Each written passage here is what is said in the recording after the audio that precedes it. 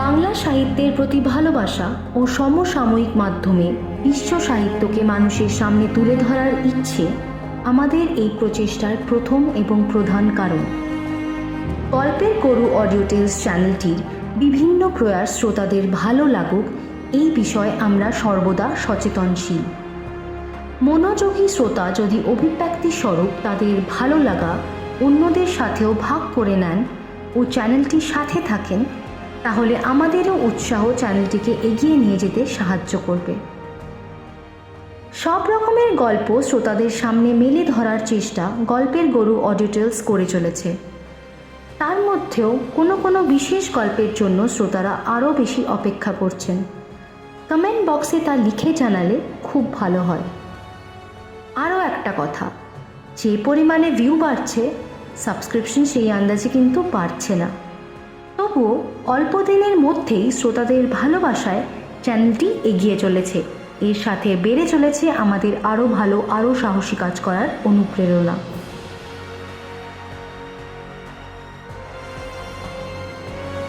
আগামী 4 ফেব্রুয়ারি রিলিজ হচ্ছে আমাদের মেগা প্রজেক্ট শ্রী সুনীল গঙ্গোপাধ্যায় রচিত কাকাবাবু সিরিজের প্রথম গল্প ভয়ঙ্কর সুন্দর।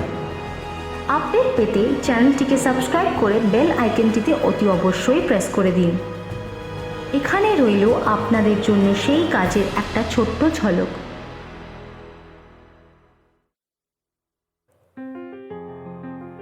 আর সবাই পাহাড়ে গিয়ে কত আনন্দ করে। আমাকে সারাদিন বসে থাকতে হয় হাতে গজ ফিতে নিয়ে, পাথর মাপতে হয়। ফিতের একটা দিক ধরে থাকেন কাকাবাবু, আর একটা দিক ধরে টানতে টানতে আমি নিয়ে যাই যতক্ষণ না ফুরোয়। আজ সকাল থেকে একটুও কুয়াশা নেই, ঝকঝক করছে আকাশ। পাহাড়গুলোর মাথায় বরফ রোদ্দুর লেগে চোখ ঝলসে যায়। ঠিক মনে হয় যেন সোনার মুকুট পড়ে আছে। যখন রোদ্দুর থাকে না তখন মনে হয় পাহাড় চূড়ায় কত কত আইসক্রিম, যত ইচ্ছে খাও, কোনো দিন পুরোবে না। আমার ডাক নাম সন্তু, ভালো নাম সুনন্দ রায়চৌধুরী। আমি বালিগঞ্জের তীর্থপতি ইনস্টিটিউশনে ক্লাস 8-এ পড়ি। এবার কাকাবাবু যখন কাশ্মীরে আসবার কথা বললেন তখন কি আনন্দই যে হয়েছিল আমার। কিন্তু এখনও আমার কাশ্মীরেই কিছু প্রায় দেখাই হলো না। কেন যে কাকাবাবু ফিতে নিয়ে পাহাড় মাপছেন তা আমি বুঝতেই পারি না। সুজা সিং বললেন, প্রফেসর সাহেব, ওসব বন্দুক টন্দুক না ছাড়ুন। আমি আপনাকে বলে দিচ্ছি, এখানে পাহাড়ের নিচে সোনার খনি আছে। পাথরের মধ্যে সোনা পাওয়া গেলেও তা গালিয়ে বার করা একটা বিরাট ব্যাপার। কি বললে? সোনা? না না, সোনা টনা কিচ্ছু নয়। পাহাড়ে ঘুরে ঘুরে কেউ সোনা পায় নাকি? যত সব বাজে কথা। আমরা খুঁজছি একটা চৌকো পাতকুয়ো, চৌবাচ্চাও বলতে পারো, কিন্তু সাধারণ চৌবাচ্চার থেকে অনেক গভীর। These people tend to make this kind of stories. Then they start to listen to them and start believing. বাবু সাহেব, তাকে কেউ দেখতে পায় না। হাঁকুকে দেখলে কেউ বাঁচে না। এক দুশ্মন তাকে একটা কুয়োর মধ্যে ধাক্কা দিয়েই মেরে ফেলে। সেই থেকে প্রায় রাত্রিরেই কাকাবাবু এখান থেকে ওদের গ্রামে ফিরে গিয়ে ওদের ডেকে আনতে আনতেই আমি যদি মরে যাই। মনে হচ্ছে যেন এর মধ্যেই আমার দম বন্ধ হয়ে আসছে। পচা পচা গন্ধটা বেশি করে নাকে লাগছে আরও। হয়তো এখানকার কোনো শব্দই উপরে পৌঁছয় না। ভয়ে আমার সারা গা শিরশিরিয়ে উঠল। আমি আবার চেঁচিয়ে উঠলাম, কাকাবাবু, কাকাবাবু।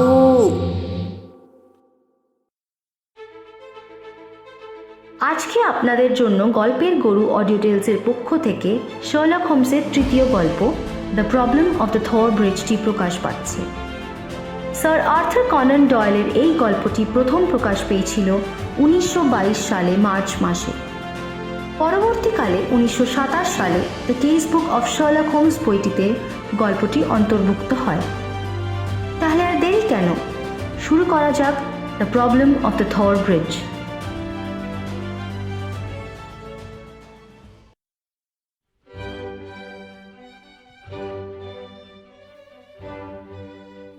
শেরিং ক্রসে কক্স অ্যান্ড কোম্পানির ব্যাংকের ভল্টে একটা তোবড়ানো টিনের বাক্স আছে।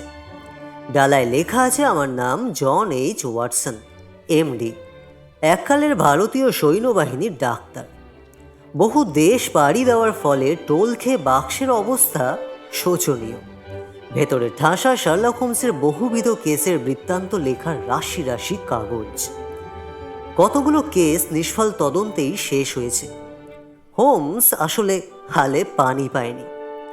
সেসব নিয়ে গল্প লেখা আর হয়তো হবে না, পাঠক আসলে সেরকম মজা পাবে না। যেমন জেমস ফিলিমোরের অসমাপ্ত কাহিনী। ভদ্রলোক ছাতা নেওয়ার জন্য বাড়ি ফিরলেন, কিন্তু তারপরই বেমালুম যেন উড়ে গেলেন ধরাতল থেকে। বিচিত্র কাহিনী হিসেবে অ্যালিসিয়া জাহাজের অদ্ভুত রহস্যও কিন্তু কম যায় না। কুয়াশার মধ্যে ঢুকে জাহাজখানা যেন অদৃশ্যই হয়ে গেল লোকজন সমেত। ইসাদোরা পার্সানোর উপাখ্যান চক্ষু কপালে তুলে দেওয়ার মতোই বিস্ময়কর। ইনি একাধারে দুধে দ্বন্দ্বযোদ্ধা এবং সাংবাদিক, কিন্তু এহেন ব্যক্তিকেই একদিন দেখা গেল বদ্ধ উন্মাদ অবস্থায় সামনে একটা দেশলাইয়ের বাক্স নিয়ে বসে আছেন। বাক্সের মধ্যে একটা আশ্চর্য পোকা, যে পোকার নাম বিজ্ঞান এখনো শোনেনি। এছাড়াও এমন সব গোপন কাহিনী নিয়ে তদন্ত করেছে হোমস, জানি এখন গল্প লিখলে হইচই পড়ে যাবে। বাকি কেসগুলো কম বেশি কৌতূহলোদ্দীপক হলেও এতদিন গল্প লেখায় হাত লাগায়নি পাছে সর্বজন শ্রদ্ধেয় বন্ধুবরের সুনামে আঁচড় পড়ে এই ভয়। এই ধরনের কিছু কেসে আমি নিজেও থেকেছি, আবার কিছু শুনেছি। আজ যে কেসটা বলতে বসেছি তার মধ্যে আমি নিজেও ছিলাম। অক্টোবরের সকালবেলা বাড়ির পেছনে একমাত্র গাছটায় শেষ কটা পাতাও হাওয়ায় ঝরে পড়েছে মাটিতে। শয্যা ত্যাগ করে ব্রেকফাস্ট খাওয়ার জন্য নামতে নামতে ভাবলাম নিশ্চয়ই বিষণ্ণ মেজাজে দেখব আজকে হোমসকে। পরিবেশের প্রভাব ওর উপর বড্ড বেশি পড়ে, কিন্তু দেখলাম তার বিপরীত। হালকা মুডে থাকলে যা তাই, দুষ্ট একটা প্রসন্নতা ভাসছে চোখে মুখে, খুশি যেন উপচে পড়ছে। খাওয়া প্রায় শেষ করে এসেছে। বললাম, কি হে, কেস এসেছে মনে হচ্ছে হাতে? গোয়েন্দাগিরি জিনিসটা দেখছি বেশ ছোঁয়াচে রোগ। ঠিক ধরে ফেলেছ। মাসখানেক ছ্যাঁচড়া কাজ নিয়ে উপস্থিত থাকার ফলে আজ বেশ জব্বর কেস এসেছে হাতে। আচ্ছা, তাই বুঝি? তো ভাগ পাবো তো? ভাগ দেওয়ার মতো তেমন কিছু যদিও নেই, তাহলেও তোমার পাতের ওই কড়া সেদ্ধ ডিম দুটো সাবার করার পর এ নিয়ে কথা বলা যাবেক্ষণ। মিনিট 15 মধ্যেই শেষ হলো প্রাতরাশ। সাফ হয়ে গেল টেবিল। পকেট থেকে একটা চিঠি বার করে হোমস বলল, সোনার রাজা নীল গিবসনের নাম শুনেছ নিশ্চয়ই? সে তো কিছুদিনের জন্যে ছিলেন বটে। আসলে ওর খ্যাতি তো অন্য কারণে। সোনার খনিওয়ালাদের মধ্যে ওর চেয়ে বড় আর কেউ নেই পৃথিবীতে। এখন অবশ্য আছেন ইংল্যান্ডেই। বছর 5 আগে হ্যাম্পশায়ারে বাড়ি কিনেছেন। ওর স্ত্রীর শোচনীয় মৃত্যুর খবরটা নিশ্চয়ই পড়েছ। এখন মনে পড়ছে বটে, নামটা ওই জন্যেই অত চেনা চেনা লাগছে। চেয়ারে গাদা করা একরাশ কাগজ দেখিয়ে হোমস বলল, কেসটা যে শেষ পর্যন্ত আমার হাতেই আসবে ভাবিনি। ঘটনাটা সাংঘাতিক চাঞ্চল্যকর, কিন্তু দারুণ সোজা। কোনো সমস্যাই নেই যেন। করোনারের জুরি যাকে দোষী সাব্যস্ত করেছে তার অদ্ভুত ব্যক্তিত্ব দোষের মাত্রা লাঘব করতে পারেনি। ঘটনা ঘটনাই থেকে গেছে, আর নতুন কোনো ঘটনা না জানা পর্যন্ত মক্কেল ভদ্রলোকের খুব একটা উপকার করতে পারবো বলেও মনে হয় না। তোমার মক্কেল? এই দেখো, তোমার সঙ্গে থেকে থেকে পেছন থেকে গল্প বলা অভ্যেস করে ফেলেছি। আসল ব্যাপারটা ভুলে মেরেই বসে আছি। এই না, পড়ো। বলে চিঠিখানা এগিয়ে দিল হোমস। বেশ কড়া হাতে লেখা চিঠির ভাবটা এই রকম। ক্ল্যারিস হোটেল, 3রা অক্টোবর, প্রিয় মিস্টার শার্লক হোমস, ঈশ্বর যে মেয়েটিকে সব মেয়ের সেরা রূপে সৃষ্টি করেছেন, এইভাবেই কি তার মৃত্যু হবে? তাকে বাঁচানোর জন্য কোনো চেষ্টাই কি হবে না? বুঝিয়ে বলার ক্ষমতা আমার নেই, কিছু বুঝতে পারছি না। শুধু বলবো মিস ডানবার নিরপরাধিনী। দেশশুদ্ধ লোক জেনে গেছে যে ব্যাপার, আপনিও নিশ্চয়ই তাই জানেন। গুজবের অন্ত নেই, প্রতিবাদে কিন্তু কেউ সোচ্চার হচ্ছে না। এত বড় অন্যায় আমি আর সইতে পারছি না। মাথা খারাপ হতে বসেছে। মাছি পর্যন্ত মারতে পারে না যে মেয়ে, সে করবে মানুষ খুন। কাল ঠিক 11টায় আমি আসছি, দেখুন অন্ধকারে আলো আবিষ্কার করতে পারেন কিনা। সূত্র হয়তো আমার কাছেই আছে, কিন্তু আমি জানি না সেটা ঠিক কি। আমার সর্বস্ব আপনার, যদি তাকে বাঁচিয়ে দিতে পারেন। আপনার ক্ষমতার প্রকৃত প্রয়োগ করুন এই কেসে, এই আমার অনুরোধ। আপনার বিশ্বস্ত J nail Gibson. Breakfast pipe থেকে ছাই ফেলে দিয়ে ফের তামাক ভরতে ভরতে হোমস বলল, বসে আছি এর জন্যই। কেসটা সব কাগজেই বেরিয়েছে, সমস্ত পড়বার হয়তো সময় পাওনি।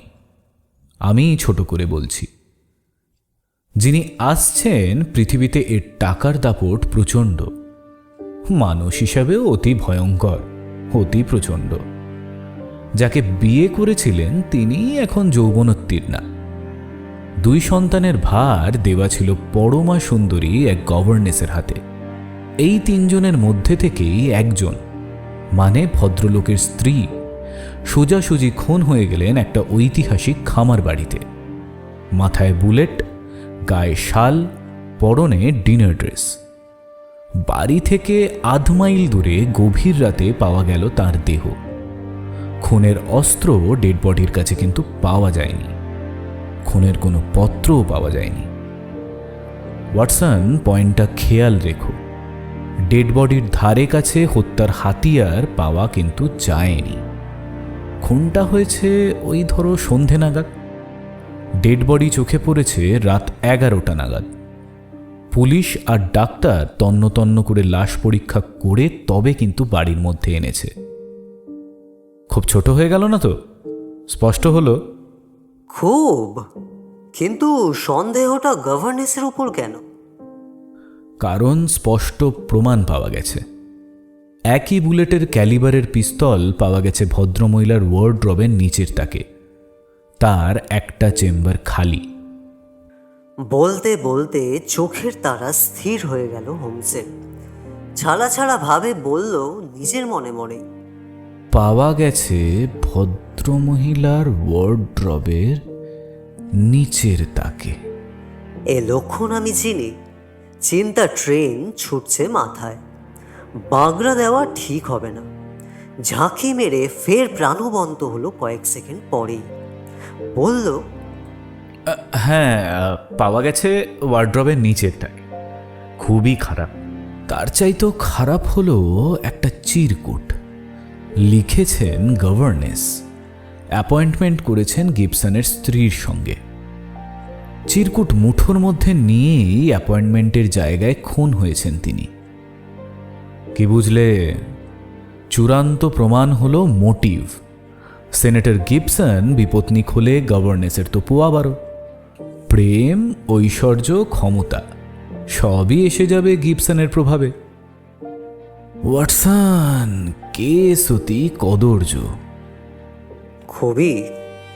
আর গভর্নেস নিজেও তার অন্যত্র স্থিতি কিছুই বলতে পারেননি।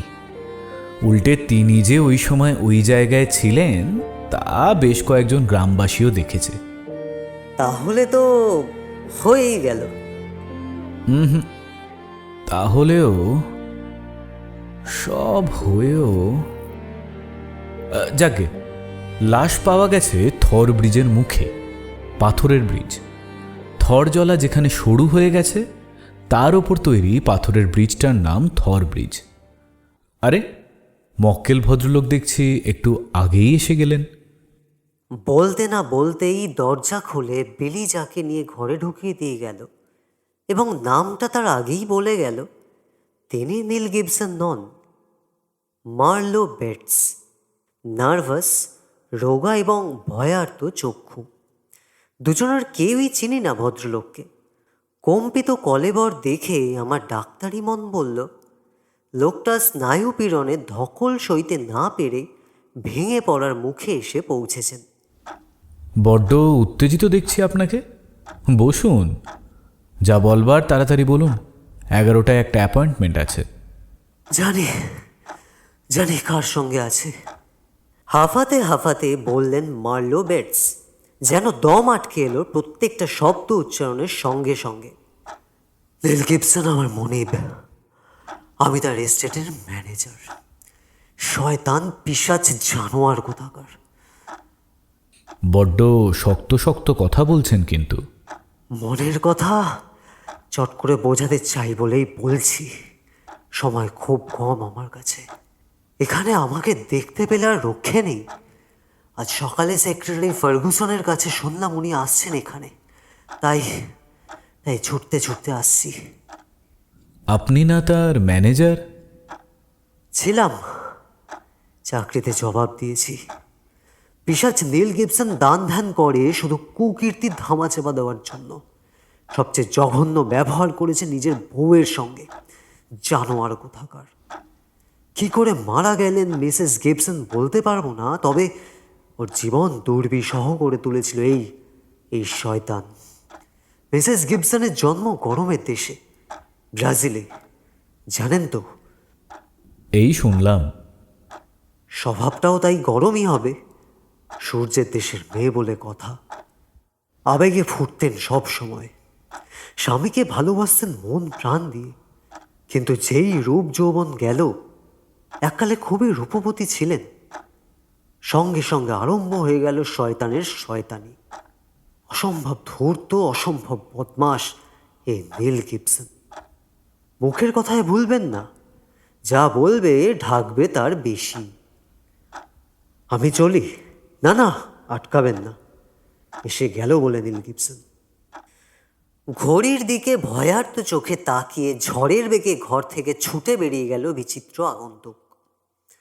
কিছুক্ষণ চুপ করে থাকার পর হোমস বলল, নীল গিবসনের কর্মচারীরা মনিবের প্রতি খুব একটা অনুগত নন দেখছি। ভালোই হলো, হুঁশিয়ারিটা কাজে লাগবে। ঠিক 11টার সময় সিঁড়িতে ভারী পায়ের শব্দ শোনা গেল। ঘরে ঢুকলেন স্বনামধন্য কোটিপতি। এক নজরেই হাড়ে হাড়ে বুঝলাম কেন ম্যানেজার ভদ্রলোক জমের মতন ভয় পান তার মনিবকে, এবং কেনই বা প্রতিদ্বন্দ্বী কারবারিরা অভিশাপের পাহাড় জমিয়েছে এর মাথায়। এবড়ো খেবড়ো পাথরের মতন বিরাট দীর্ঘ চেহারায় আগাগোড়া প্রচণ্ড লালসা আর অপরিমেয় ক্ষুধা যেন ফুটে বেরোচ্ছে। মুখখানে যেন গ্রানাইট খুদে তৈরি, কঠিন, অনুতাপবিহীন। অজস্র কঠিন রেখায় অসংখ্য সংকট পেরিয়ে যাওয়ার চিহ্ন। ধূসর শীতল চোখ দিয়ে পর্যায়ক্রমে দুজনকে মেপে নিলেন। প্রথমেই আমার পরিচয় দিল হোমস। অভিবাদন সেরে কর্তৃত্বব্যঞ্জক ভঙ্গিমায় চেয়ার টেনে নিয়ে বসলেন হোমসের একদম সামনে। টাকার অভাব হবে না মিস্টার হোমস, কিন্তু প্রমাণ করে দিন ভদ্রমহিলা নির্দোষ। বলুন কত নেবেন? ঠান্ডা গলায় হোমস বলল, আমি যা নিই তার বেশি কখনোই নিই না, অথবা একদম পয়সাই নিই না। বেশ, টাকার দরকার না থাকলে নাম ডাকের প্রয়োজন তো আছে। সারা ইংল্যান্ডে হইচই পড়ে যাবে এই কেস যদি ঠিকমতো সাজিয়ে দিতে পারেন। ধন্যবাদ। নাম ডাকের প্রয়োজন আমার নেই। আমি আড়ালে থেকে কাজ করতেই ভালোবাসি। সমস্যাটাই আমার কাছে একমাত্র আকর্ষণ। তাই বাজে সময় নষ্ট না করে কাজের কথায় বরং আসা যাক। খবরের কাগজেই নিশ্চয়ই সব জেনেছেন। একটা খবর বাদে। কোনটা? আপনার সঙ্গে মিস ডানবারের আসল সম্পর্কটা কি? দারুণ চমকে উঠলেন ভদ্রলোক। চেয়ার থেকে উঠতে গিয়েও ফের বসে পড়লেন। সামলে নিলেন নিজেকে। মিস্টার হোমস, সীমা রেখে ডিউটি করবেন আশা করি। অবশ্যই। মিস ডানবারের সঙ্গে আমার সম্পর্কটা মনিবের সঙ্গে কর্মচারীর মতোই। ছেলে মেয়েদের সঙ্গে যখন থাকে দেখাশোনা হয় শুধু তখন। চেয়ার ছেড়ে উঠে দাঁড়িয়ে হোমস বলল, তাহলে আপনি আসতে পারেন। আমি ব্যস্ত মানুষ, বাজে কথায় সময় নষ্ট করতে চাই না। ভীষণ রাগে মুখ লাল হয়ে গেল নীল গিবসনের। হোমসের উপর প্রায় ঝুঁকে পড়ে বললেন, তার মানে কেস ছেড়ে দিলাম। কারণটা কি? দাম বাড়াচ্ছেন না ভয় পাচ্ছেন? সোজাসুজি জবাব দিন। সোজাই বলছি, কেসটা জটিল, ভুল খবরে আরও জটিল হবে। তার মানে বলতে চান আমি মিথ্যে বলছি? ভদ্রভাবেই বলতে চেয়েছি, কিন্তু আপনি যখন সোজাভাবে জানতে চাইছেন, প্রতিবাদ করব না। তড়াক করে চেয়ার ছেড়ে লাফিয়ে উঠলাম কোটিপতির মুখে পৈশাচিক ভাবের বিস্ফোরণ আর উদ্যত মুষ্টি দেখে। হোমস কিন্তু ক্লান্তভাবে হেসে হাত বাড়ালো পাইপের দিকে। মিস্টার গিবসন, গোলমাল করবেন না। ব্রেকফাস্টের পর চেঁচামেচি ভালো লাগে না। রাস্তায় গিয়ে হাওয়া খান, মাথা ঠান্ডা হবে। নীল গিবসনের প্রশংসা না করে পারছি না। অসীম মনোবলে মুহূর্তের মধ্যে শান্ত করে নিলেন নিজেকে। কাজটা ভালো করলেন না। আমাকে ঘাঁটিয়ে কেউ পার পায় না। অনেকেই অমন বলে আমাকে। এখনো তো আছি বহল তবিয়েতে। আচ্ছা আসুন, সংসারে এখনো অনেক শিক্ষার বাকি আপনার।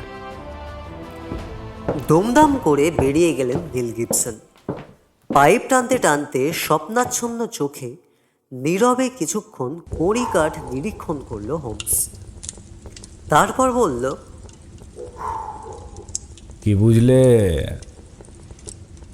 পথের কাটা যে লোক এইভাবে সরাতে চায়, তার পক্ষে রূপ যৌবনহীনা স্ত্রীকে সরিয়ে দেওয়াটা কিন্তু অসম্ভব কিছু নয়।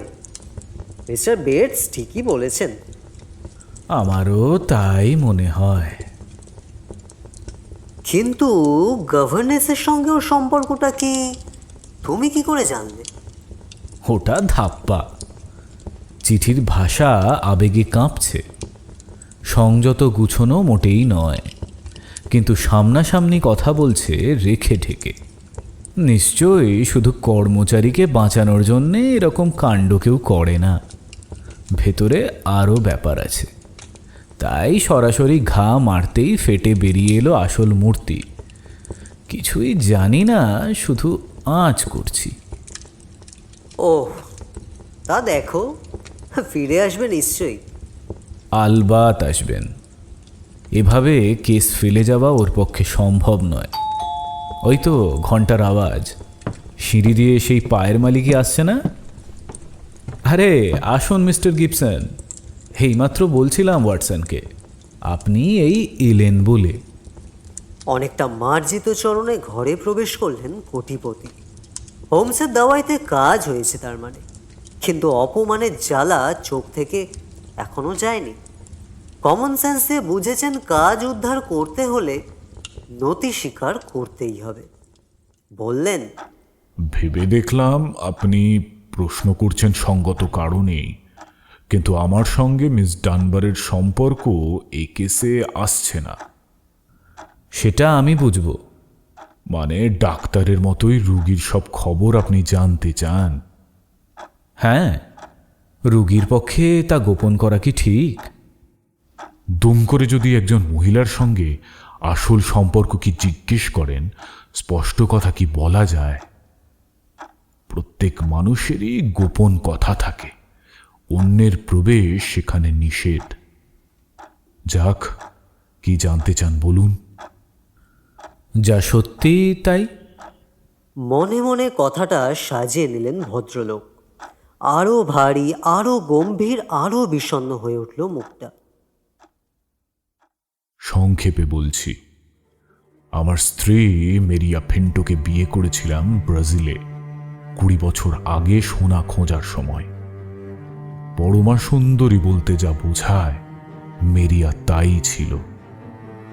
বিয়ের পর আবেগ যখন থিতিয়ে এলো, তখন দেখলাম ওর সঙ্গে আমার মনের মিল কোথাও নেই। আমার ভালোবাসায় তখন ফাটা পড়ল। কিন্তু ওর ভালোবাসা যেমন ছিল তেমনি রয়ে গেল। লোকে বলে আমি নাকি নিষ্ঠুর হয়েছি স্ত্রীর প্রতি। হয়েছি ইচ্ছে করেই, যাতে আমাকে ও ঘৃণা করতে পারে। কিন্তু এত করেও ভালোবাসায় এতটুকু চির ধরাতে পারিনি। এরপর আমার বিজ্ঞাপনের জবাবে ছেলে মেয়েদের শিক্ষার ভার নিতে এলেন মিস গ্রেস ডানবার। কাগজে নিশ্চয়ই তার ছবি দেখেছেন। দুনিয়া জানে সে সুন্দরী। একই বাড়িতে তার মতো মেয়ের প্রতি দুর্বলতা না নিয়ে থাকা যায় না। আমিও পারিনি। সেটা কি দোষের? দোষের হবে তখনই যখন আপনার মনোভাব ব্যক্ত করে ফেলবেন ভদ্রমহিলার কাছে। কেননা উনি এসেছেন আপনার আশ্রয়ে চাকরি করতে। হয়তো তাই। মুখে বললেন বটে, কিন্তু মুহূর্তের জন্য তিরস্কারের ধাক্কায় স্ফুলিঙ্গ দেখা দিল দুই চোখে। আমি যা নই তা বলতে চাই না নিজেকে। জীবনে যা চেয়েছি মিস ডানবারকেও আমি চাই, চাই তার ভালোবাসা। সে কথা বলাও হয়ে গেছে। তাই নাকি? বলেছি উপায় থাকলে এক্ষুনি বিয়ে করতাম। টাকা যত লাগে সেটাও দিতে রাজি। তার সুখের জন্য সর্বস্ব দিতেও আমি প্রস্তুত। অসীম করুণা আপনার। মিস্টার হোমস, আমি নীতি জ্ঞান শুনতে আসিনি। অসহায় যে মেয়েটির সর্বনাশ করার জন্য আপনি উঠে পড়ে লেগেছেন, তাকে আইনের চোখে নিরপরাধ প্রমাণ করার জন্যে এই কেস আমি হাতে নিলাম। আপনাদের মতো বড় লোকদের জানা দরকার যে দুনিয়ায় ঘুষ দিয়ে সব জিনিস কেনা যায় না। বেশ অবাক হয়ে গেলাম, এত বড় একটা ভৎসনা লোকটা বেমালুম হজম করে গেল দেখে। বলল, এখন তা বুঝছি। ঈশ্বর যা করেন ভালোর জন্যই করেন। মিস ডানবার আমার কোনো কথাই রাখেননি। সেই মুহূর্তে বাড়ি ছেড়ে চলে যেতে চেয়েছিলেন। তা গেলেন না কেন? দুটো কারণে। প্রথমত, আমি কথা দিয়েছিলাম আর গায়ে কখনো হাত দেব না। এই কথাতেই সে থেকে যায়। কিন্তু আমি জানি কারণ আরও একটা আছে। আমার উপর তার প্রভাবটাকে সে ভালো কাজেই লাগাতে চেয়েছিল। কিভাবে? মিস্টার হোমস, মিস ডানবার আমার অনেক খবর রাখে। সাধারণ মানুষের ধারণার বাইরে যে ক্ষমতা আমার তা আছে। আমি ইচ্ছে করলে ভাঙতে পারি, গড়তেও পারি। ব্যক্তি বিশেষও নয়, সমাজ, শহর, এমনকি জাতকেও। ব্যবসা বড় কঠিন খেলা। এই খেলায় দুর্বলের কোনো ঠাঁই নেই। আমি নিজে হেরে কাঁদিনি, অন্যের কান্নায় গলেও যাইনি। কিন্তু মিস ডানভারের দৃষ্টিভঙ্গি অন্যরকম। সে বলে একজন মানুষের যেটুকু দরকার তার বেশি তার থাকার প্রয়োজন নেই, এবং 10,000 রিক্ত মানুষকে ধ্বংস করে একজনের বিত্ত বাড়ানো নাকি পাপ। ডলার চিরকাল থাকে না, যা চিরন্তন। মিস ডানবার ডলারের পাহাড় পেরিয়ে সেই দিকেই নিয়ে যেতে চেয়েছিলেন আমাকে। সারা দুনিয়ার মঙ্গল এইভাবেই করেছিলেন আমার কাজকে নিয়ন্ত্রণ করে। এই উদ্দেশ্যেই ও থেকে যায়। তারপরেই ঘটল এই ঘটনা। ঘটনাটা সম্বন্ধে আপনার কি অভিমত? দুটো হাতে মাথা চেপে ধরে মিনিট কয়েক কি যেন চিন্তা করে নিলেন স্বর্ণ সম্রাট। কেস খুবই খারাপ। মেয়েদের মন বোঝা ভার। বাইরে এক, ভেতরে আর এক। প্রথমে তাই ঘাবড়ে গিয়েছিলাম। তবে কি জানেন, মিস ডানবারের বাইরেটাই একদিন দেখেছি। তারপর ভেবে দেখলাম তা নয়। ঈর্ষা জিনিসটা শুধু দেহে নয়, মনকে নিয়েও গড়ে ওঠে। মিস ডানবারের সঙ্গে আমার সম্পর্কটা যে কেবল মনের, আমার স্ত্রী তার টের পেয়েছিল। ডানবারের মনের প্রভাব যে আমার উপর প্রচণ্ড, যে প্রভাব আমার স্ত্রীও সৃষ্টি করতে পারেনি, তা সে বুঝতে পেরেই নিশ্চয়ই জ্বলে পুড়ে খাক হয়ে গিয়েছিল। হাজার হোক, রক্তের মধ্যে অ্যামাজনের হলকা রয়েছে তো। পিস্তল নিয়ে তাই খুন করতে গিয়েছিল মিস ডানবারকে, কিন্তু ধস্তাধস্তিতে গুলি নিজের মাথাতেই লেগেছে। সম্ভাবনাটা আমিও ভেবেছি। ঠান্ডা মাথায় খুন করার বিকল্প সিদ্ধান্ত হিসেবে শুধু এইটাই সম্ভব। কিন্তু মিস ডানবার তো তা মানছেন না। তারপরেও ধরুন, আচ্ছন্ন অবস্থায় কোনো মেয়ে মানুষের পক্ষে রিভলভার সঙ্গে করে নিয়ে গিয়ে জামা কাপড়ের আলমারিতে রেখে দেওয়া বিচিত্র নয়। কি করছে সে হুঁশ হয়তো তখন ছিল না। পরে যখন পিস্তল পাওয়া গেল তখন মিথ্যে বলা বা অস্বীকার করাটাও স্বাভাবিক। এই যে সিদ্ধান্ত, এর বিপক্ষে কি পয়েন্ট থাকতে পারে বলুন? মিস ডানবার নিজে। হয়তো। ঘড়ির দিকে তাকালো হোমস। সকালটা যাবে পারমিট বার করতে। সন্ধ্যের ট্রেনে পৌঁছে যাব উইনচেস্টার। ভদ্রমহিলার সঙ্গে দেখা না করা পর্যন্ত এ নিয়ে স্পষ্ট কিছু বলা বা আপনার সঙ্গে একমত হওয়া আমার পক্ষে সম্ভব নয়। সরকারি অনুমতি বার করতে যদিও একটু দেরি হলো, উইনচেস্টারে না গিয়ে সেদিন আমরা গেলাম নীল গিবসনের এস্টেট থর প্লেসে। নীল গিবসন কিন্তু নিজে এলেন না, সার্জেন্ট কভেন্ট্রির ঠিকানা দিয়ে দিলেন। কেসটা প্রথমে ইনিই তদন্ত করেছেন। রোগা, লম্বা, বিবর্ণ চেহারার মানুষ। যা জানেন যেন তার চাইতে ঢের কম বলেন। এমনি যেন একটা রহস্য আর গোপনীয়তা জাগিয়ে রাখেন হাবভাবের মধ্যে। কথা বলতে বলতে হঠাৎ গলার স্বর ফিসফিসানিতে নামিয়ে এনে এমন একটা ভাব করেন যেন খবরটা দারুণ কিছু। আসলে তা নেহাতি মামুলি। এইসব কায়দা টায়দার আড়ালে লোকটা অতি সজ্জন এবং ভালো মানুষ। এই রহস্যের কিনারা করবার মতো বুদ্ধি যে তার ঘটে নেই। যে কোনো সাহায্য পেলে বলতে যাবেন তা স্বীকার করে বসলেন অকপটে, যদিও মুখখানা গোমরা করে। মিস্টার হোমস, স্কটল্যান্ড ইয়ার্ডের সাহায্য নিয়ে মুশকিল আছে। কেস ফয়সলা করে কৃতিত্বটা তারাই নিয়ে যাবে, আমাকে দুর্নামে ডুবিয়ে যাবে। সেদিক থেকে আপনি অনেক ভালো, সোজা লোক। আপনি অনেক সুনাম শুনেছি আপনার। হ্যাঁ, আমি কারো সাথে পাঁচে থাকি না। কেস ফয়সালা করলেও নিজের নাম কোনো ব্যাপারে জড়াই না। শুনে যেন হাফ ছেড়ে বাঁচলেন বিষণ্ণ বদন অফিসার। আপনি উপযুক্ত কথাই বলেছেন মিস্টার হোমস। ডক্টর ওয়াটসনকে নিশ্চয় বিশ্বাস করা যায়। চলুন অকুস্থলে যাওয়া যাক। তার আগে একটা কথা শুধু আপনাকে বলতে চাই। বলে এমনভাবে জুলজুল করে চারিদিক দেখে নিলেন সার্জেন্ট যেন কথাটা মুখ দিয়ে বলতে ভরসা পাচ্ছেন না। মিস্টার নীল গিবসন নিজেই খুন করেননি তো? আমিও ভেবেছি সেই রকম। মিস ডানবারকে দেখলে বুঝবেন অমন মেয়ে ত্রিভুবনে নেই। পথের কাঁটা বউকে সরিয়ে দিয়েছেন ওই নীল গিবসন নিজেই। আমেরিকানরা সব পারে, কথায় কথায় বন্দুক চালায়। পিস্তলটাও তো তারই। প্রমাণ পেয়েছেন? এক জোড়া পিস্তলের একটায় খুন হয়েছেন মিসেস গিবসন। জোড়া পিস্তল? আরেকটা কোথায়? আরে বাড়িময় তো পিস্তল ছড়ানো, মিলিয়ে দেখা এখনো সম্ভব হয়নি। তবে বাক্সের মধ্যে দুটো পিস্তলের জায়গা আছে দেখেছি। কিন্তু মিলিয়ে না দেখলে নিঃসন্দেহ হবেন কি করে?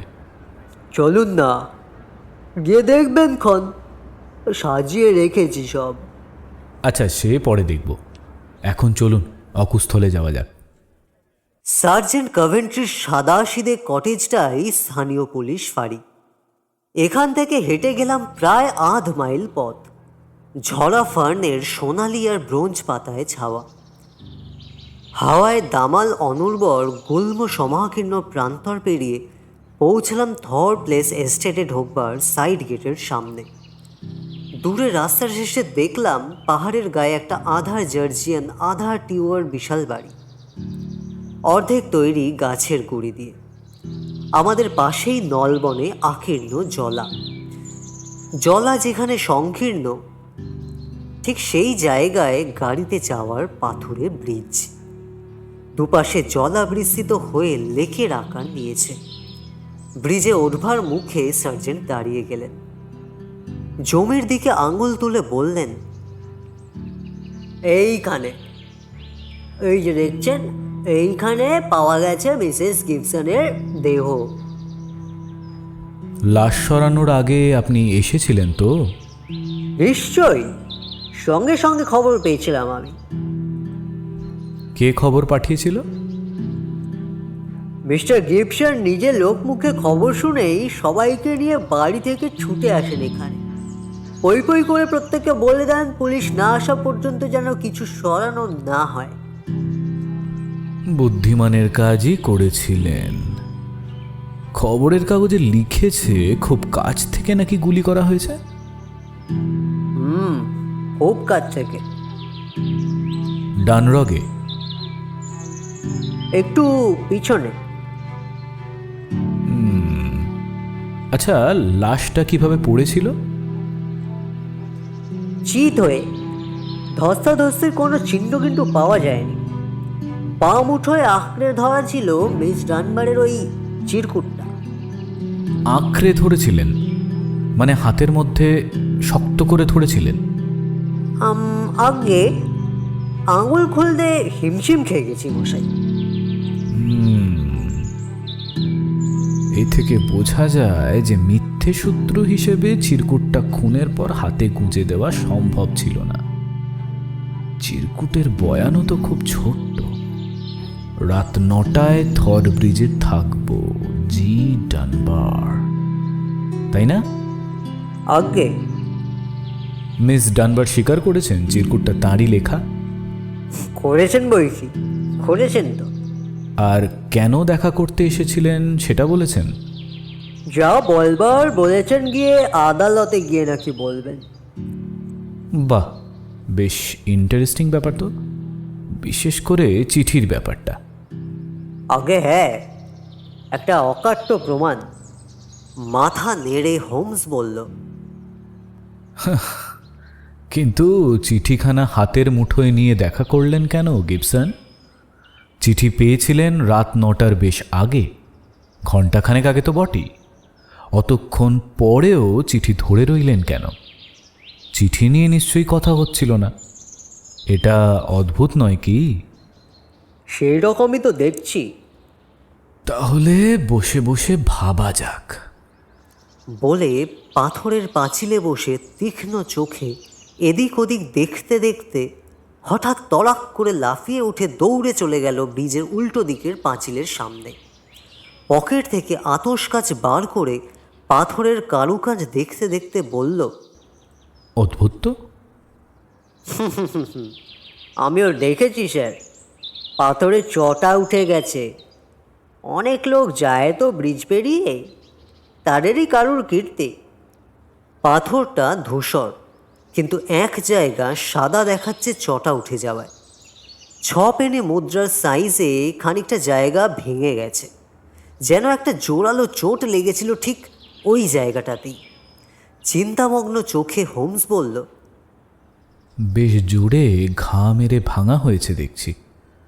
হাতের ছুরি দিয়ে গায়ের জোরে মারল পাঁচিলে, কিন্তু পাথর চটাতে পারল না। বেশ কড়া মার, লেগেওছে অদ্ভুত জায়গায়, উপর থেকে নয় নিচ থেকে, পাঁচিলের তলার কিনারায়। দেখেছেন? কিন্তু লাশ কিন্তু পড়েছিল এখান থেকে কম করেও 15 ফুট দূরে। তা ঠিক, তাহলেও ব্যাপারটা তুচ্ছ নয়। পায়ের ছাপটা পেয়েছেন? মাটি এখানে লোহার চেয়েও শক্ত, কোনো চাপ নেই। তাহলে আর কি, চলুন যাওয়া যাক। আগে বাড়ির ভেতরে অস্ত্রগুলো দেখব, তারপর উইনচেস্টারে মিস ডানবারের সঙ্গে কথা বলবো। নীল গিবসন তখনও ফেরেননি শহর থেকে। ম্যানেজার মিস্টার বেটস ছিলেন। নিউরোটিক চেহারা নিয়েই তিনি আমাদের মনিব সংগৃহীত রকমারি সাইজের বন্দুক পিস্তল দেখিয়ে মনে মনে যেন বিরাট তৃপ্তি পেলেন। বললেন, মাথার কাছেও গুলি ভরা পিস্তল নিয়ে ঘুমন মিস্টার গিবসন। শত্রুর শেষ নেই। যা ব্যবহার হবে নাইবা কেন, আমাদের সঙ্গে সঙ্গেও মাঝে মাঝে এমন করে বসেন যে ভয়ে সিটিয়ে থাকি। মিসেস গিবসনও নিশ্চয়ই আতঙ্কে থেকেছেন যে কটা দিন বেঁচে ছিলেন। মারধর করতে কখনো দেখেছেন? না, তবে তবে কথা শুনেছি, চাকর বাকরের সামনেই স্ত্রীকে যা মুখে আসে তাই বলে গেছেন। স্টেশনের দিকে যেতে যেতে হোমস বলল, কোটিপতির প্রাইভেট লাইফ খুব উজ্জ্বল নয় দেখা যাচ্ছে। মিস্টার বেটস ভদ্রলোক সম্বন্ধে যত মন্দ কথাই বলুন না কেন, শহর থেকে বিকেল 5টা নাগাদ ফেরার পর চৌকাঠ পেরোননি খুনের খবর পাওয়ার আগে পর্যন্ত। 8:30টার সময় তো ডিনার ঘরেই ছিলেন। এদিকে মিস ডানবার খুনের ঠিক আগেই মিসেস গিবসনের কাছে ছিলেন, মুখে স্বীকার করেছেন। তার বেশি কিছু বললেন না, উকিল বারণ করেছে বলে। এই ভদ্রমহিলার সঙ্গে দেখা না করা পর্যন্ত আমি স্বস্তি পাচ্ছি না। শুধু একটা ব্যাপারের জন্যেই একে খুনি বলে ধরে নিচ্ছি না। কি ব্যাপার হোমস? ওরই জামা কাপড়ের আলমারিতে পিস্তলটা খুঁজে পাওয়া। বলো কি? সেইটাই তো ওর বিপক্ষে সবচেয়ে অকাট্য প্রমাণ। সেইটাই হলো কথা। কাগজ পড়েই খটকা লেগেছিল। কাছে এসে অসঙ্গতিটা যেন আরো চোখে পড়ছে, বুঝলে? সঙ্গতি যতক্ষণ না পাচ্ছি, ধরে নেব কোথাও একটা চোখে ধুলো দেওয়ার চেষ্টা চলছে। বুঝলাম না ঠিক, কি বলতে চাও? ওয়াটসন, ধরো তুমি একজন মহিলা, খুব ঠান্ডা মাথায় পূর্ব পরিকল্পিত পন্থায় প্রতিদ্বন্দ্বীকে হনন করতে চাও। প্ল্যান ঠিক করে ফেললে, একটা চিরকুটও লেখা হলো, খুন যে হবে সেও এলো, হাতে তোমার অস্ত্রও আছে। খুন করলে, ভারী নিখুঁত কাজ, কোথাও কোনো ফাঁক রইল না। এরপর কি বলতে চাও? অপরাধী হিসেবে তোমার এত সুনাম নষ্ট করবে পাশের নলবনে অস্ত্রটা ছুঁড়ে না ফেলে দিয়ে, সেটাকে ধরে এনে নিজেরই ওয়ার্ড্রবে সযত্নে রেখে দিয়ে? নলবন হাতের কাছেই, ছুঁড়ে ফেলে দিলে জীবনে কেউ খুঁজেও পাবে না। কিন্তু এমন একটা জায়গায় রাখলে সবার আগে, যেখানে সার্চ করা হবে। ওয়াটসন, তুমি যে ধুরন্ধর চক্রী, এই অপবাদ তোমার প্রাণের বন্ধু তোমাকে দেবে না। তা সত্ত্বেও বলবো, এরকম আহাম্মকি তোমার দ্বারাও জীবনে সম্ভব নয়। কিন্তু কিন্তু উত্তেজনার ওরকম একটা মুহূর্তে কক্ষনো না। এত ঠান্ডা মাথায় যে খুন করা হয়, ঠান্ডা মাথায় খুনের প্রমাণ লুকিয়ে রাখাও সেক্ষেত্রে সম্ভব না। হে, মারাত্মক ভুল ধারণার মধ্যে ঠেলে দেওয়া হচ্ছে আমাদের। কিন্তু এভাবে ভাবলে অনেক কিছুই তো তাহলে অস্পষ্ট থেকে যাচ্ছে। বেশ, স্পষ্ট করার চেষ্টা করা যাক। দৃষ্টিকোণ পাল্টে গেলেই আগে যা ধোঁয়াটে, পরে তা সূত্র হয়ে ওঠে। এখানে ধোঁয়াটে ব্যাপার হচ্ছে রিভলভার। মিস ডানবার বারবার বলছেন রিভলভার তিনি রাখেননি। নতুন থিওরি অনুসারে তিনি সত্যি বলছেন যদি ধরে নিই, তাহলে কেউ ওই বস্তুটি তার ওয়ার্ড্রবে রেখেছে। কে রেখেছে? এমন কেউ যে তাকে দোষী সাব্যস্ত করাতে চায়। এই ব্যক্তি কি প্রকৃত অপরাধী নয়?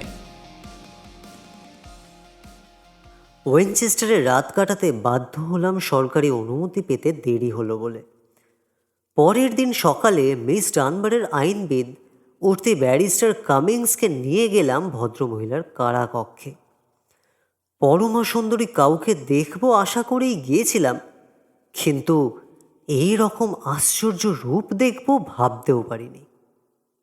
দাপুটে কোটিপতিও যে কেন এর কথায় উঠবোস করতেন তা হাড়ে হাড়ে উপলব্ধি করলাম। ভদ্রমহিলা কৃষ্ণাঙ্গী, চুলও কালো, ধারালো চোখে মুখে এমন একটা ভাব বিচ্ছুরিত হচ্ছে যা দেখে বোঝা যায় এর দ্বারা কোনো রকম অপকর্মই সম্ভব নয়। মহৎ কাজ ছাড়া আর কিছুতেই সায় নেই। জালে জড়িয়ে পড়া অসহায় প্রাণীর মতন কালো চোখ দুটিতে যেন আকুলতা আর আরতি ভর্তি। বেরোবার পথ যে আর নেই তা ভেতর দিয়েই বুঝতে পেরেছেন যেন। এই অবস্থায় যখন দেখলেন বিখ্যাত গোয়েন্দা এসেছে তাকে বাঁচাতে, তখন রং ফুটল দুই গালে, আলো জাগলো দুই চোখে। খাটো গলায় উত্তেজিত হয়ে বললেন, মিস্টার নীল গিবসনের কাছে শুনেছেন তো আমার সঙ্গে তার সম্পর্ক? শুনেছি, কিন্তু কোর্টে সব কথা খুলে বলেননি কেন? ভেবেছিলাম একদিন সত্য প্রকাশ পাবে, ঘরোয়া কেলেঙ্কারি পাবলিকলি জানাতে চাইনি। এখন দেখছি সত্য প্রকাশ পাচ্ছে না, আরও তলিয়ে যাচ্ছে। সেটা ঠিক, আপনার অবস্থা এখন খুবই সঙ্গীন। কাজেই আমার অনুরোধ, কিছু লুকোবেন না। না, কিছুই লুকোবো না। তাহলে বলুন, মিসেস গিবসনের সঙ্গে আপনার সম্পর্ক আসলে ঠিক কী রকম ছিল? ঘৃণার, বিদ্বেষের, ঈর্ষার। আমাকে দু চোখে দেখতে পারতেন না। গরমের দেশের মেয়ে, স্বভাবও তাই। আধা আধি কিছু করেন না, যা করেন পুরোপুরি। আমাকে ঘেন্না করার ব্যাপারেও তাই। ওর স্বামীর সঙ্গে আমার সম্পর্কটা আত্মিক, সম্পূর্ণ মানসিক, এবং তার মঙ্গলের জন্যই ও বাড়িতে আমি থেকে গিয়েছিলাম। তা বুঝতে পারিনি। এখন দেখছি আমি না থাকলেও ও বাড়িতে সুখ কোনদিন ফিরে আসতো না। ঠিক কি কি ঘটেছিল সেই রাতে পরপর বলে যান। বলবো, কিন্তু কতগুলো ব্যাপারের অর্থ বুঝিয়ে বলতে পারবো না। আপনি না পারলেও অন্যে পারবে, আপনি খালি ঘটনাগুলোই বলে যান। থর ব্রিজে গিয়েছিলাম মিসেস গিবসনের চিঠি পেয়ে। সকালবেলা স্কুল রুমে বোধহয় নিজের হাতেই চিঠিখানা রেখে গিয়েছিলেন। ডিনারের পর যেন দেখা করি, খুব জরুরি দরকার, কথা আছে। আমার জবাব যেন বাগানের সূর্য ঘড়ির ওপর রেখে আসি। ওর চিঠিখানা যেন পড়বার পর পুড়িয়ে ফেলি। অবাক হয়নি। স্বামীকে জমের মতন ভয় করতেন, স্ত্রীর সঙ্গে অত্যন্ত নিষ্ঠুর ব্যবহার করতেন মিস্টার গিবসন। এ নিয়ে অনেকবার বকাবকি করেছি ওকে। মিসেস কিন্তু আপনার চিঠি পোড়াননি, খুব যত্ন করে রেখে দিয়েছিলেন। হ্যাঁ, মৃত্যুর সময় চিঠি মুঠোয় ছিল শুনে খুবই অবাক হয়েছি। আচ্ছা, তারপর কি হলো? কথা দিয়েছিলাম বলেই গেলাম। যাওয়ার পর বুঝলাম কিভাবে মনে প্রাণে আমাকে উনি ঘেন্না করতেন। এক বাড়িতে এতদিন থেকেছি, অথচ একবারের জন্য বুঝতে দেননি আমি ওর দুচক্ষের বিষ। বুঝিয়ে দিলেন সেই দিন। যা মুখে এলো বলে গেলেন, সেসব কথা শোনাও পাপ। কানে হাত চাপা দিয়ে পালিয়ে আস্তে আস্তে শুনলাম চিলের মতন চেঁচিয়ে আমার মুন্ডুপাত করছেন। দাঁড়িয়েছিলেন থর ব্রিজের মুখের কাছে। মৃতদেহ পরে কোথায় পাওয়া গেল? যেখানে দাঁড়িয়েছিলেন তার কয়েক গজ দূরে। ফেরার পথে গুলি ছোড়ার শব্দ শোনেননি? না, ভীষণ উত্তেজিত ছিলাম। শোনবার বা দেখবার মতন মনের অবস্থা ছিল না। সোজা নিজের ঘরে গেছিলাম। ঘর থেকে আবার বেরিয়েছিলেন সকালের আগে? হ্যাঁ, মিসেস গিবসন খুন হয়েছেন শুনেই সবার সঙ্গে দৌড়ে বেরিয়ে গিয়েছিলাম। মিস্টার গিবসনকে তখন দেখেছিলেন? হ্যাঁ, ব্রিজ থেকে ফিরে ডাক্তার আর পুলিশকে খবর পাঠাচ্ছিলেন। খুব বিচলিত মনে হয়েছিল? মিস্টার গিবসন শক্ত মানুষ, ভেতরের আবেগ বাইরে ফোটান না। তা সত্ত্বেও মনে হয়েছিল ভেতরে ভেতরে খুব নাড়া খেয়েছেন। এবার আসল পয়েন্টে আসা যাক। পিস্তলটা আগে দেখেছিলেন? জীবনে না। পাওয়া গেল কখন? পরের দিন সকালে পুলিশ এসে যখন সার্চ করলো। আপনার জামা কাপড়ের মধ্যে? হ্যাঁ, নিচের তাকে। কতক্ষণ ছিল সেখানে বলে মনে হয়? তার আগের সকালেও ছিল না। কি করে জানলেন? ওয়ার্ড্রপ গুছিয়েছিলাম আমি। তাহলে ঘরে ঢুকে কেউ পিস্তল রেখে গেছে আপনাকে ফাঁসানোর জন্য, তাই তো? নিশ্চয়ই তাই। কিন্তু কখন? খাবার সময়, অথবা যখন ছেলে মেয়েদের নিয়ে স্কুল ঘরে ছিলাম তখন। চিঠি পাওয়ার পর ওই ঘরেই ছিলেন? সমস্ত সকালটা ছিলাম ওখানে। পাথরের ব্রিজে এক জায়গায় চটা উঠে গেছে, সদ্য পাথর ভেঙেছে। লাশ যেখানে পড়েছিল ঠিক তার উল্টো দিকে। কেন বলতে পারেন? নিছক কাকতালীয়। খুবই অদ্ভুত কাকতালীয় মিস ডানবার। ঠিক যেখানে যে সময় খুন হলো, পাথরের চটা উঠল কেন ঠিক সেই জায়গায় সেই সময়? উঠবেই বা কি করে? গায়ের জোরে পাথরে ঘা না মারলে ওভাবে চটা ওঠানো যায় না। জবাব দিল না হোমস। আচমকা টান টান হয়ে গেল পাণ্ডুর মুখখানা। ধূসর দুই চোখে ভেসে উঠল দুরায়ত দৃষ্টি। এ দৃষ্টি আমি চিনি। রহস্য কূপের নিতলে তলিয়ে সূত্র অন্বেষণে ধ্যানস্থ এখন বৃষ্টির শ্রেষ্ঠ রহস্য সন্ধানী। ধ্যানমগ্ন সেই মূর্তির সামনে কথা বলারও সাহস হলো না আমার ব্যারিস্টারের বা মিস ডানবারের। আচমকা তড়াক করে চেয়ার ছেড়ে লাফিয়ে প্রচণ্ড স্নায়বিক শক্তিতে থরথরিয়ে কেঁপে উঠে যেন ফেটে পড়ল অত্যন্ত আবেগে। ওয়াটসন, চলো। কি হলো mister Holmes? My dear lady, অন্ধকারে আলো দেখা যাচ্ছে, রহস্যের মেঘ উঠে যাচ্ছে। মিস্টার কামিংস, শিগগিরই সারা ইংল্যান্ড কাঁপিয়ে দেওয়ার মতো একখানা কেস আপনাকে দেব। মিস ডানবার, খবর পাবেন কাল সকালেই। উইনচেস্টার থেকে থর প্লেস খুব একটা লম্বা পথ নয়, কিন্তু ট্রেনে বসে ছটপট করতে লাগলো শার্লক হোমস। পথ যেন আর ফুরোচ্ছে না। থর প্লেসের কাছাকাছি আসতেই আচমকা আমার মুখোমুখি বসে দু হাত আমার হাঁটুর উপর রেখে দুই চোখে বিষম কৌতুক আর প্রচণ্ড নষ্টামি নাচিয়ে বললে, ওয়াটসন, অভিযানে বেরোলেই সঙ্গে পিস্তল রাখো তুমি, তাই না? রাখি ওর জন্যেই। সমস্যায় ডুবে গেলে আত্মরক্ষার খাতিরে পিস্তল নেওয়ার কথাও খেয়াল থাকে না হোমসের। তাই বহুবার প্রয়োজনের মুহূর্তে আমার পিস্তল বাঁচিয়েছে ওর অমূল্য জীবন। কথাটা মনে করিয়ে দিলাম। হ্যাঁ হ্যাঁ, আমি আবার একটু অন্যমনস্ক এসব ব্যাপারে। পিস্তলটা এবারও এনেছো আশা করি। হিপ পকেট থেকে বার করে দিলাম হাতিয়ার। ক্যাচ খুলে বুলেটগুলো হাতে নিয়ে হোমস বলল, বড্ড ভারী দেখছি। নিরেট বলেই ভারী। ভায়া, এই তদন্তে তোমার এই পিস্তল একটা বড় ভূমিকা নিতে যাচ্ছে। মাই ডিয়ার হোমস, আর কি মেরো না। আমি কিন্তু সিরিয়াস। একটা টেস্ট করব। টেস্টে তোমার পিস্তল যদি পাশ করে যায় তাহলেই কেল্লা ফতে। একটা বুলেট বাইরে রাখলাম, 5টা ভেতরে দিলাম, আরও ওজন বাড়ল। চমৎকার। ওর মাথায় যে কিসের খেলা চলছে বিন্দু বিসর্গ বুঝতে পারলাম না। বসে রইলাম চুপচাপ।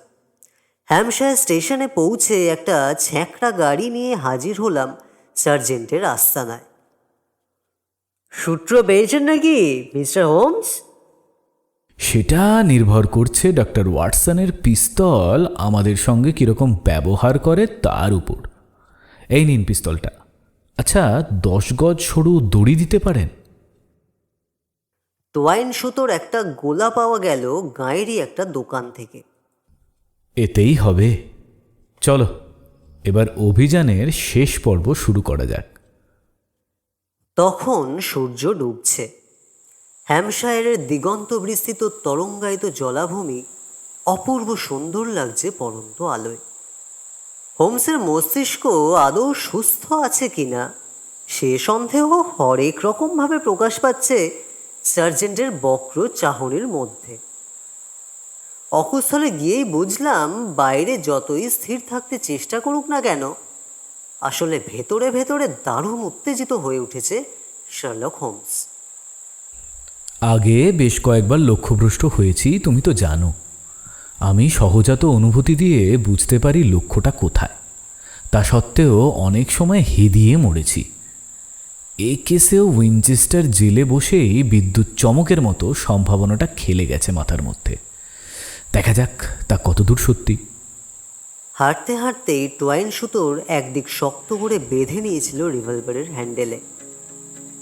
অকুস্থলে পৌঁছে সার্জেন্টের মুখে শোনে ঠিক কোন জায়গায় পড়ে থাকতে দেখা গেছে মিসেস গিবসনের মৃতদেহ।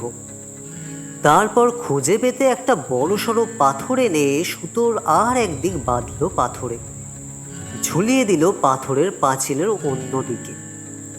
পাথর ঝুলতে লাগলো জলের ঠিক ওপরে। তারপর লাশ যেখানে পড়েছিল ঠিক সেই জায়গায় দাঁড়িয়ে টান টান সুতোয় বাঁধা আমার পিস্তলটা হাতে নিয়ে বলল সল্লাসে, এইবার এইবার।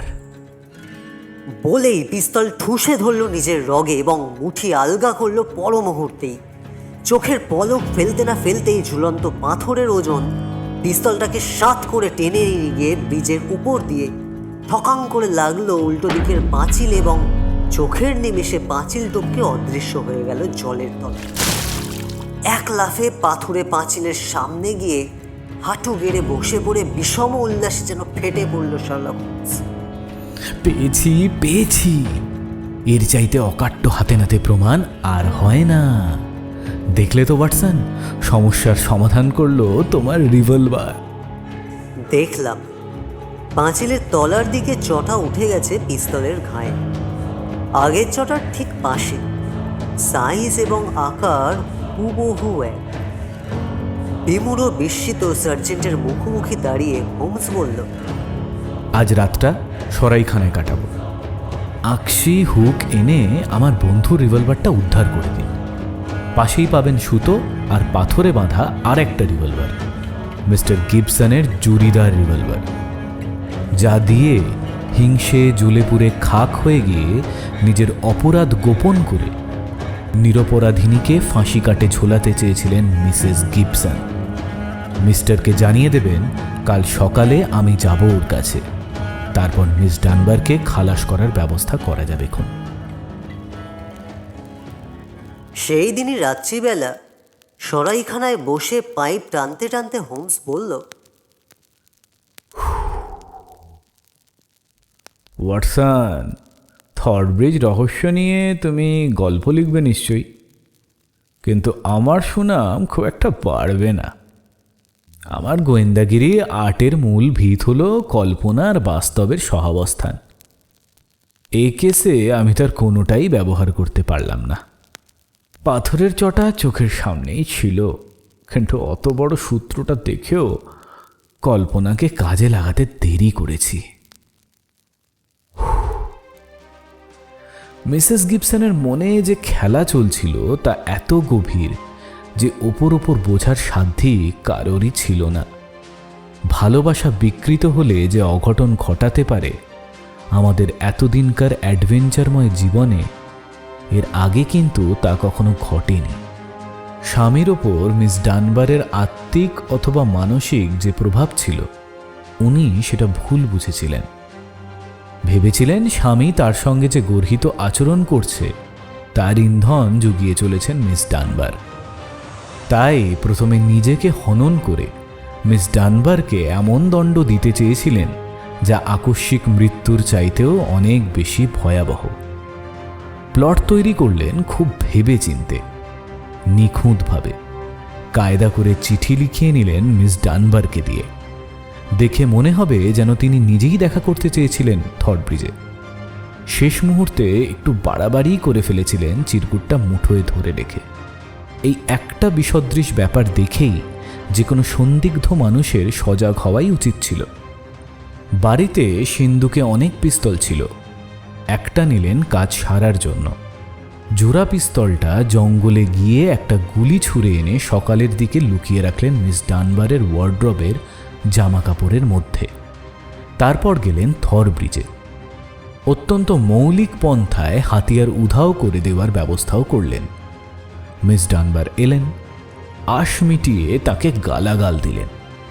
মিস ডানবার পালিয়ে যেতেই চক্রান্তের জবনিকা ফেললেন নিজের জীবনের জবনিকা টেনে। রহস্য শৃঙ্খলে এখন আর কোথাও কোনো ফাঁক নেই। পাশাপাশি সাজানো গেল সব কটা আংটা। খবরের কাগজগুলো অবশ্য এরপর চেঁচিয়ে আকাশ ফাটাবে, আগে ভাগে জলায় জাল কেন ফেলা হয়নি এই বলে। কিন্তু এত বড় জলায় ঠিক কোথায় জাল ফেলার দরকার সেটা জানা না থাকলে সে প্রশ্ন ওঠেই না। যাই হোক ওয়াটসন, এক আশ্চর্য মহিলা আর এক প্রভাবশালী পুরুষকে না হয় সাহায্য করে গেলাম আমরা। এবার দেখা যাক দুজনের বিপুল শক্তি একত্র হয়ে আর্থিক দুনিয়ায় কতখানি মঙ্গল সাধন করে। আমাদের কাজ এখানেই শেষ। আশা করি তোমার লেখায় এর একটা যোগ্য বিবরণ তুমি নিশ্চয়ই দেবে।